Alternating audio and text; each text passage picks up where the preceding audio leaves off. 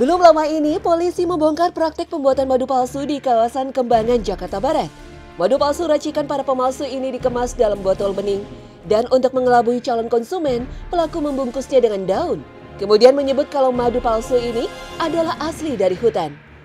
Selain mengurangi khasiat, produksi madu oplosan biasanya menggunakan bahan yang mementingkan rasa dan warna, tetapi berbahaya bagi tubuh. Pelaku mengaku menggunakan bahan dasar seperti fruktosa, glukosa, dan molases. Padahal molases adalah campuran pakan ternak yang berbahaya bagi manusia. Tingginya permintaan konsumen di masa pandemi COVID-19 membuat pelaku gelap mata. Dalam sehari, mereka dapat membuat madu palsu sebanyak 1 ton. Sedangkan sebotol madu palsu dijual Rp25.000. Bisa dibayangkan, pembuatan madu palsu dengan jumlah yang cukup banyak mengindikasikan madu palsu yang beredar di masyarakat juga sangat banyak. Ya, inilah madu, diburu dan dipalsu. Salah satu bahan pangan yang banyak manfaat dan berkhasiat, sampai-sampai ada yang tega memasukkan madu demi keuntungan semata. Lalu, seberkhasiat apa sebenarnya madu ini? Khasiat madu sejatinya sudah disebutkan Allah dalam Al-Quran, bahwa madu dapat digunakan sebagai obat yang menyembuhkan manusia. Allah Subhanahu wa Ta'ala berfirman, dari perut lebah itu keluar minuman madu yang bermacam-macam warnanya. Di dalamnya terdapat obat yang menyembuhkan bagi manusia. Sesungguhnya pada yang demikian itu, benar-benar terdapat tanda kebesaran Tuhan bagi orang-orang yang memikirkan. Quran Surah An-Nahl ayat 69. Bahkan Rasulullah Muhammad SAW juga menegaskan khasiat madu dalam hadis yang diriwayatkan Bukhari.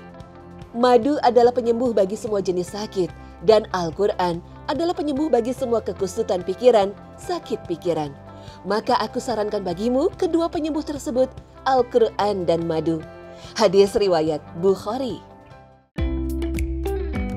Madu asli yang berasal dari lebah tentunya berbeda jauh dari madu palsu yang berasal dari cairan gula kimiawi, baik dari khasiat maupun rasanya.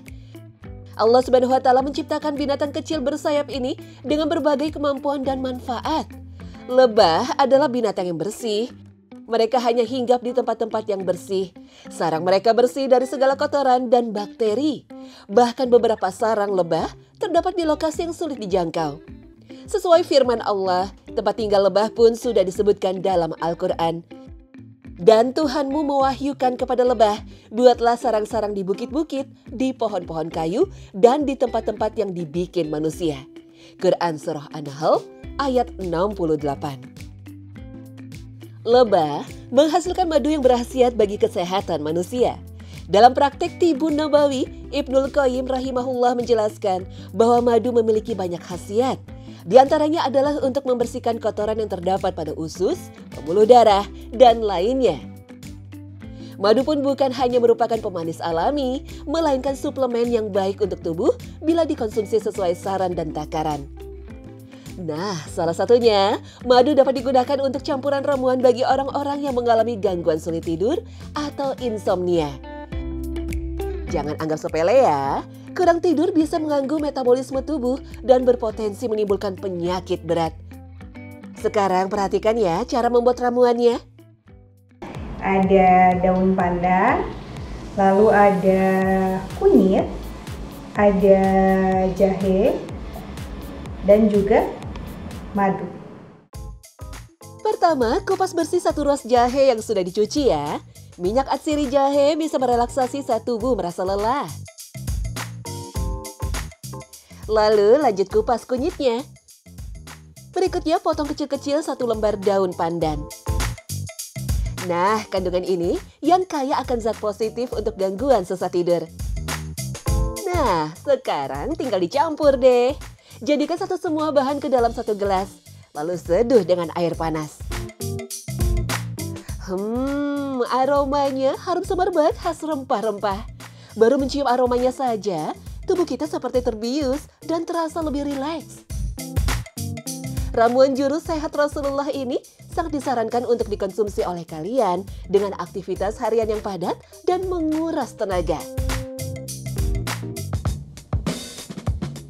Alhamdulillah Sohib sehat, ramuan anti insomnianya sudah selesai. Nah ini kandungannya Masya Allah, ada pandan yang sebagai zat penenang dan juga pewarna alami. Terus ada jahe untuk meningkatkan imun tubuh.